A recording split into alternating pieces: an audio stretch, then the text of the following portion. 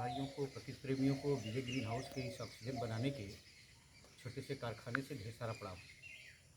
अभी बारिश का समय है, थोड़ा नॉर्मलिटी पीरियड आया है, तो बहुत सारे लोग कटिंग्स लगाते हैं, स्टेम कटिंग्स लगाते हैं। तो स्टेम कटिंग्स में ध्यान देना है आपको कि ये जो कटिंग्स की लेंथ है, ये 15 से लेकर के 22.5 सेंटीमीटर की ये कटिंग्स होनी चाहिए, इसकी लेंथ होनी चाहिए। दूसरी बात, जब इसको हम लगाते हैं कहीं इस कटिंग्स को, तो इसका जो एंगल होना चाहिए वो 45 डिग्री पे होना चाहिए, माने 45 अंश पे ये झुका हो। ठीक है, तो ऐसे इसको लगाते हैं। दूसरी बात कि ये हमेशा दक्षिणायन होना चाहिए, दक्षिण दिशा में ही इसका फेस होना चाहिए। ये फेस आप 45 डिग्री पर लगाएंगे इसको ऐसे तिरछा, और इसका जो फेस होगा वो बिल्कुल दक्षिण दिशा में होगा।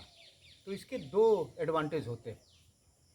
एक तो सीधी रेज नहीं आ पाती है, ये बचत होगी आपको इससे, प्रकाश से। और थोड़ा जो 45 डिग्री पे कर रहे हैं तो पानी की लॉगिंग नहीं होगी, माने पानी से इनका बचाव होगा। जो ज़्यादा पानी लग जाते हैं तो इनकी जड़ें जो है प्रभावित होती हैं। और दूसरा, जो पूरी लेंथ है इसका 2/3 माने 2/3 भाग ये मिट्टी में होना चाहिए। तो ये 3-4 बातें बहुत छोटी हैं लेकिन बहुत इम्पॉर्टेंट है कटिंग्स को लगाने के लिए। जब भी आप स्टेम्स कटिंग्स लगाते हैं तो ध्यान दीजिए उसकी लेंथ जो है 15 से लेके 22.5 सेंटीमीटर।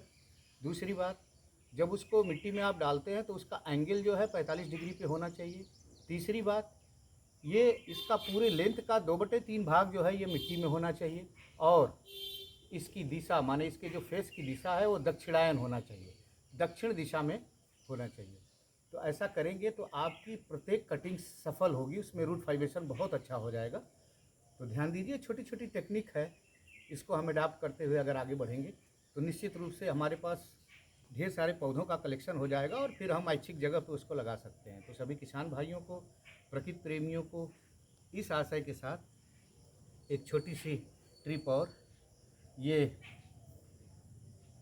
प्लांट्स आप देख रहे हैं, ये आप इसकी पहचान करिए, सोचते रहिए। और इस प्लांट्स की जो प्रोपोगेशन है वो डिवीज़न मेथड से करते हैं, इसमें बहुत अच्छे फूल आते हैं।